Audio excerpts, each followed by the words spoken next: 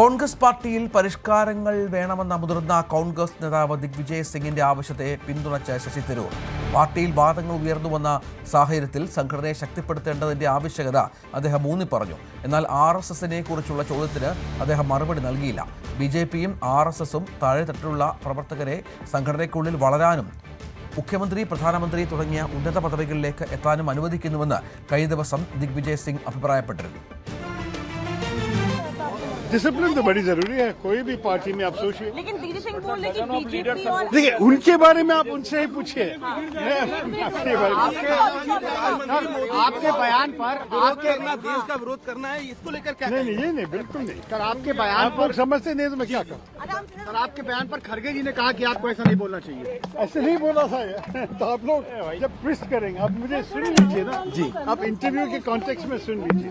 कांग्रेस के दिग्विजय सिंह के बयान को बैकअप कर रहे हैं, सपोर्ट कर रहे हैं. जी, मैं भी चाहता हूं कि हमारे संगठन जरा सा मजबूत हो और हमारे संगठन के अंदर तो डिसिप्लिन होना ही चाहिए, तो लॉजिकल है. तो ये लेकिन दिग्विजय सिंह साहब अपने आप बोल सकते हैं ना, उनसे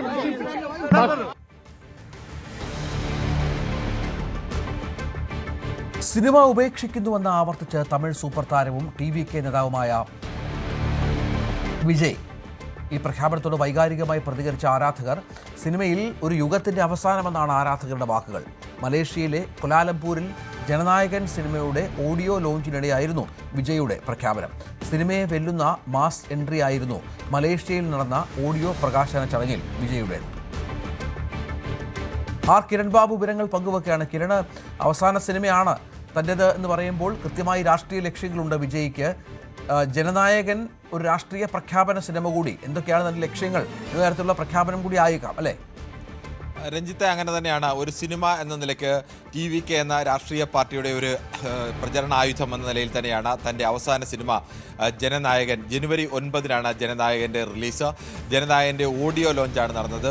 അത് മലേഷ്യയിലെ കോലാലംപൂരിൽ വെച്ചായിരുന്നു ഓഡിയോ ലോഞ്ച്. 1 ലക്ഷത്തിലധികം ആളുകളെ പങ്കെടുപ്പിച്ചുകൊണ്ടുള്ള ഒരു ഓഡിയോ ലോഞ്ചാണ് കോലാലംപൂരിൽ നടത്തിയത്.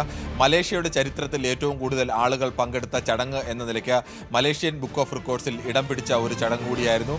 ലോകത്ത് ശ്രീലങ്ക കഴിഞ്ഞാൽ ഏറ്റവും കൂടുതൽ തമിഴ് വംശജർ അധിവസിക്കുന്ന ഒരു രാജ്യം അത് മലേഷ്യയാണ്. ആ മലേഷ്യയിൽ വെച്ചാണ് ഇത്തരം ഒരു ചടങ്ങ് നടത്തിയത്. പ്രധാനപ്പെട്ട തമിഴ് സിനിമയുടെ എല്ലാം ലൊക്കേഷനുകളും തമിഴ് സിനിമാ താരങ്ങളുടെയൊക്കെ പ്രധാന കേന്ദ്രവുമാണ്. രജനീകാന്തിൻ്റെതായാലും അജിത്തിൻ്റെതായാലും വിജയുടേതായാലും മുൻ സിനിമകളൊക്കെ ചിത്രീകരിച്ചതും കഥാപശ്ചാത്തലവുമൊക്കെ ഉള്ള കേന്ദ്രം കൂടിയാണ് മലേഷ്യ.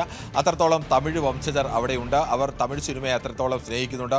ഏകദേശം തമിഴ്നാട്ടിലെ അത്രത്തോളം തന്നെ തിയേറ്ററുകളിൽ പ്രദർശനവും ഒക്കെ നടക്കുന്ന ഒരു സ്ഥലം കൂടിയാണ് മലേഷ്യ.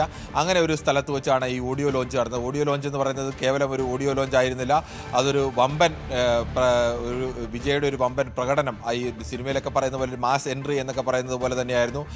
പ്രധാനപ്പെട്ട സിനിമാ സംവിധായകർ, വിജയുടെ തന്നെ മുൻ